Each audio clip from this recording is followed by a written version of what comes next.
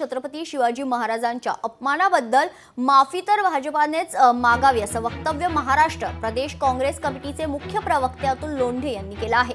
राहुल गांधींच्या ट्विटवर बोलण्याआधी भाजपाचा नेत्यांनी खरं तर मोदींचे ट्विट नीट पाहावं। पंतप्रधान मोदी यांनी महात्मा गांधी यांना श्रद्धांजली देत ट्विट केलं होतं।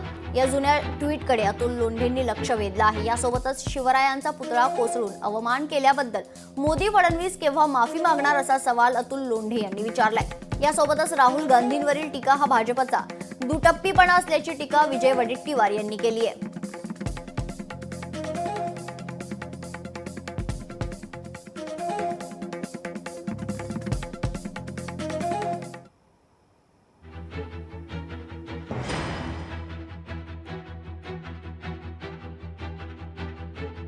छत्रपती शिवाजी महाराजांचं नावाने जे राजकारण भाजप नेहमी करते त्याचा आम्ही सर्वप्रथम निषेध करतो।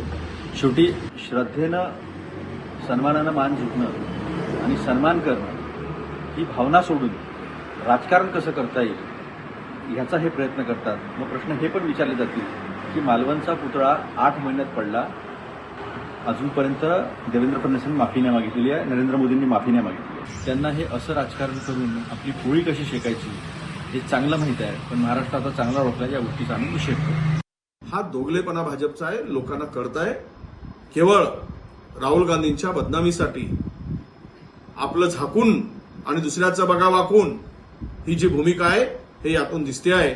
म्हणून मी सर्व जनतेलाही सांगतोय की पीएमओनी जयंतीनिमित्त श्रद्धांजली त्यांच्या अधिकृत ट्विटर हँडलवरून पीएमओच्या साईटवरून श्रद्धांजली हा शब्द वापरला की नाही हे बघा आणि मग राहुल गांधीवर आपण आरोप करा असा माझा त्यांना सल्ला आहे।